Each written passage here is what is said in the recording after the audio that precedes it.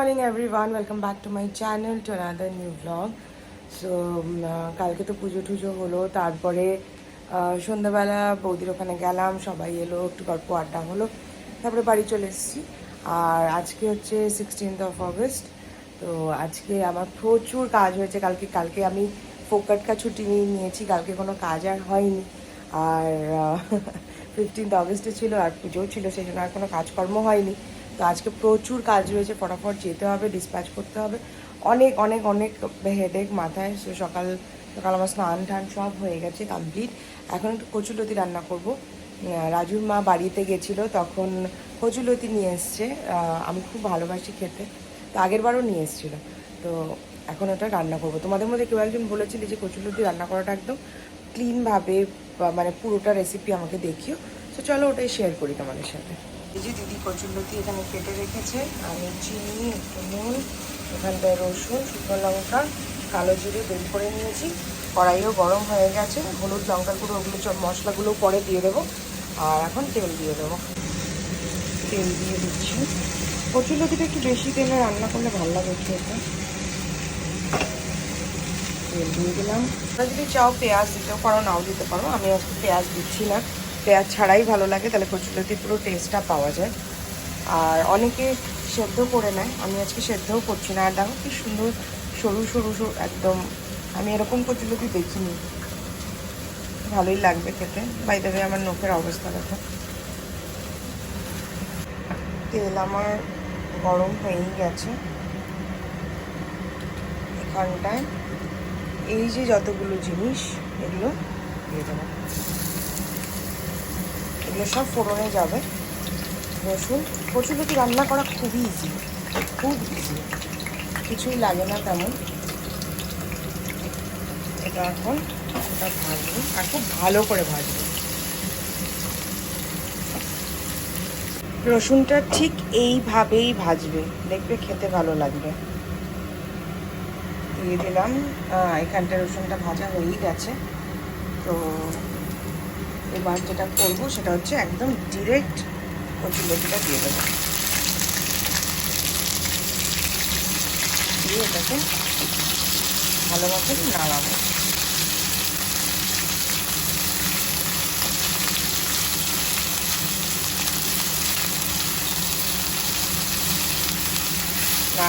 নাড়ানোর পরে ওটার মধ্যে দিয়ে দেবো হচ্ছে হলুদ,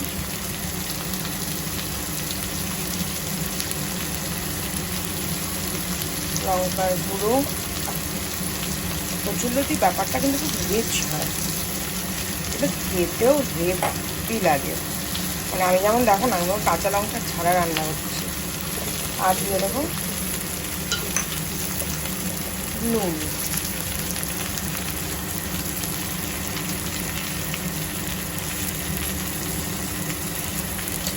দিয়ে এবার ভালো মতন এটাকে নাড়াবো। অনেক সময় কচুরলতিটা অনেক শক্ত থাকে বা বুড়ো হয়ে যায়, অনেকদিন ফ্রিজে থাকে, তো তখন তোমরা একটু ভাপিয়ে নিতে পারো। এটা তো জাস্ট কালকেই আনা, সেই জন্য আমি আর কিছুই করছি না।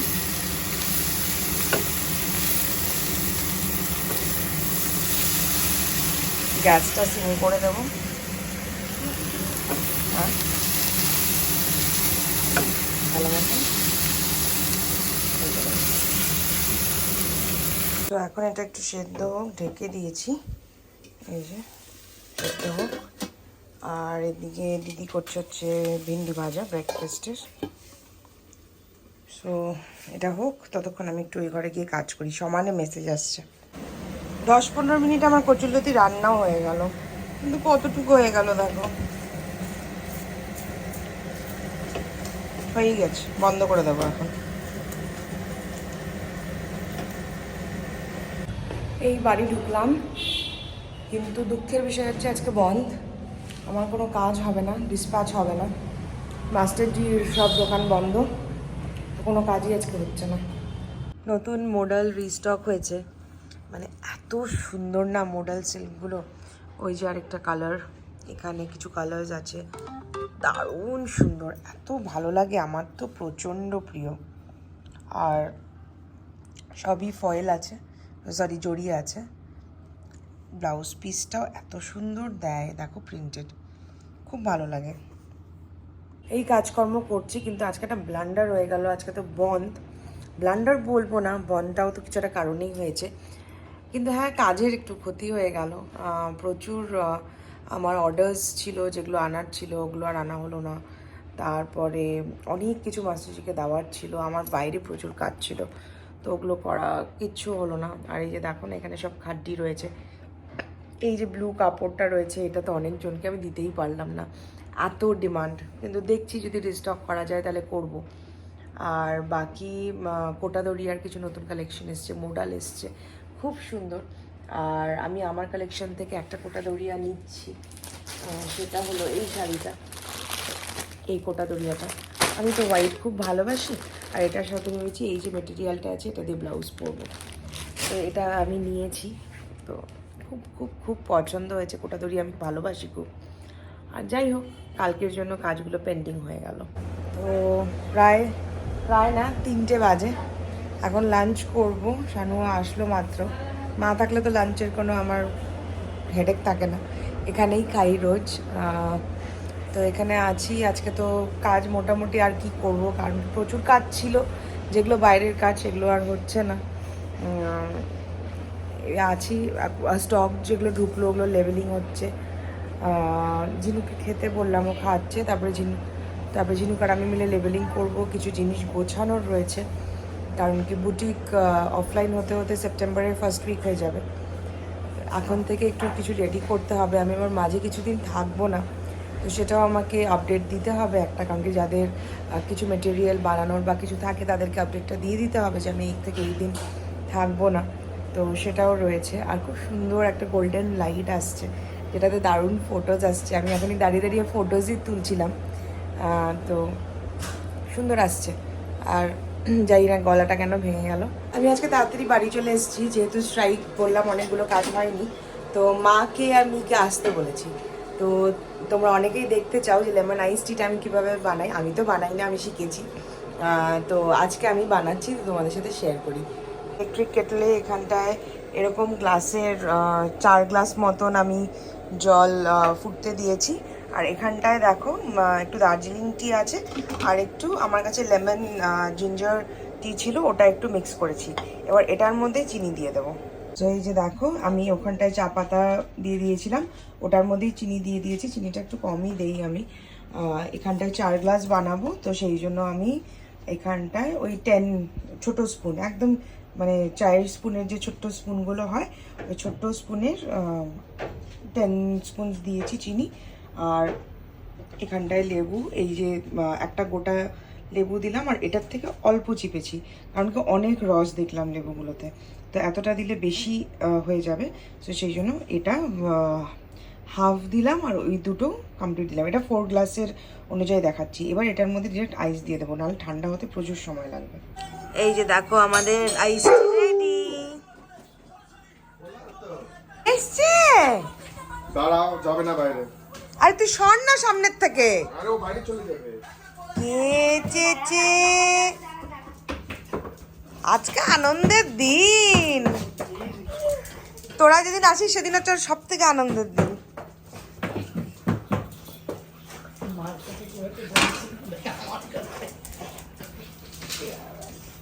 কোথায় কোথায় কোথায় কোথায়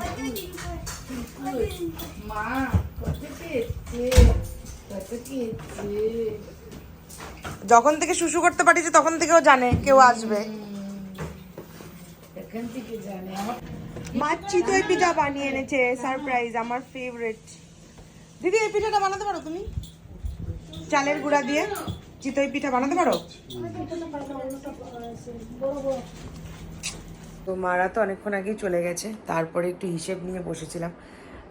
সারাদিনের যেটা হিসেব থাকে গতকাল হয়নি, ওগুলো সব কমপ্লিট করলাম। কমপ্লিট করে দেন ফ্রেশ হলাম। ফ্রেশ হয়ে এখন বসলাম। এখন কি করব জানি না, ভাবছি একটু ইউটিউব দেখব। একটু মি টাইম দরকার, আর ভালো লাগছে না, সারাদিন কাজ কাজ কাজ কাজ। একটু মি টাইম দরকার, এখন একটু ইউটিউব দেখবো বা কিছু একটা দেখবো আর কি ভাবছি।